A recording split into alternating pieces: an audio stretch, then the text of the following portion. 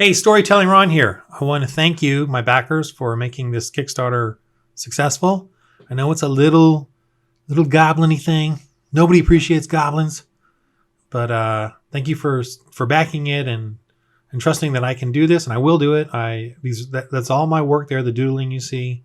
And also, just so you know, for the cover, I'm definitely going to pay this artist. He knows the Kickstarter. From above $750 to $1250, he gets all that money, whatever that amount is, to do the cover, and he's already working on it. So there's that. These are all my doodles. This is all my work, and I want to just show you kind of what I've been doing in appreciation for being this.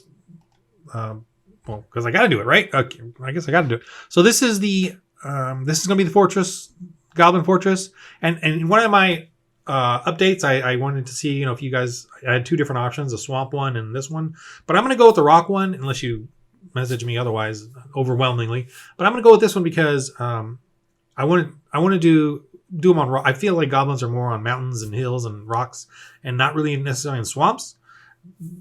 Now that I'm thinking about it, and I want to do a bullywug one setting in a swamp. So I want to do that fortress for bullywugs.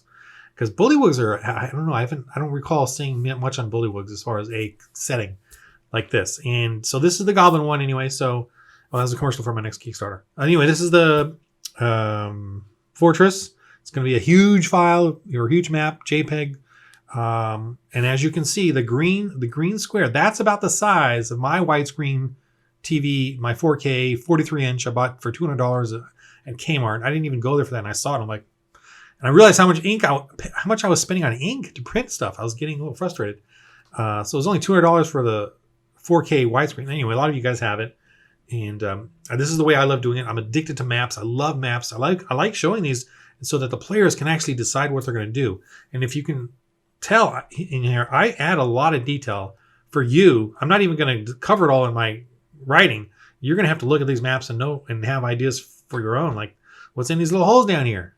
Well, I know what these rocks are, and I'll tell you, but I like thinking about as I'm drawing and sketching, I like thinking about what are goblins doing here? What are they, what happened? What experiences do they have? So they're doing stuff. And I'm going to, emphasize that goblins are not smart at what they do, and they only have a short lifespan. So they just do kind of weird stuff and crazy stuff and quick, dirty build, stuff. So again, this green thing is about a 43 inch widescreen on my TV or on my table.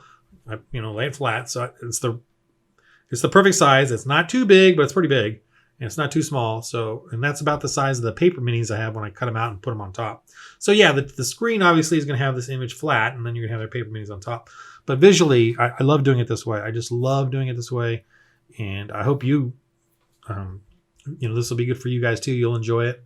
And this part I've inked out, and I still have the sketchy part in there because I'm working on it, and I'll color it. The next phase will be shading, toning, coloring, a little more details. And this is the sketchy part. I haven't finished it yet, but you can see I got lots of little details and little things going on. There's the Goblin King area, and there'll be an interior of that. And here's another. What's this thing? What is this?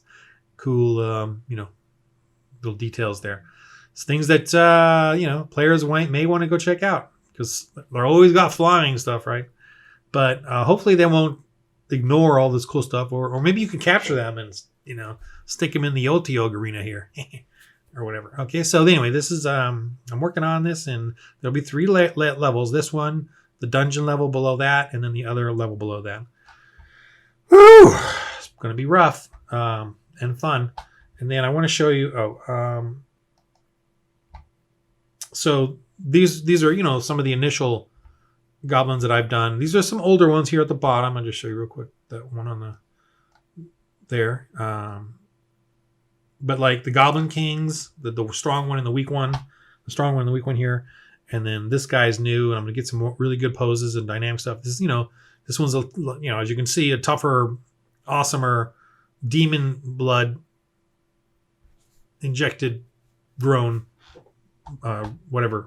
I'll get that. I'll work on the more of those details after the maps, because I love doing the maps first, and that gives me more and more of the story as I'm doing it and adds to it. And then I'm going to add that into the writing and into the different goblins and what they do. I think that's it. for my explanation and my appreciation, and to let you know that I'm working on it and very happy. And I hope you guys will enjoy it as much as I do it. Oh, and I'll do a video. I will do a video, sort of a tutorial on how I use my maps. You know, like these big maps, put a layer on top with the eraser. Most of you already know how to do it, but just in case, I just want to show you how, because it is a little harder, I guess, a little more rare. You know, a lot of DMs are doing it different ways, and this is a particular way, so it kind of narrows down who I guess my audience would be. For this, or my, what DMs would want to use this. But anyway, I just again want to let you know I appreciate it. I'm working, I'm doing it now, and thank you very much for supporting my little Kickstarter, the Goblin Fortress.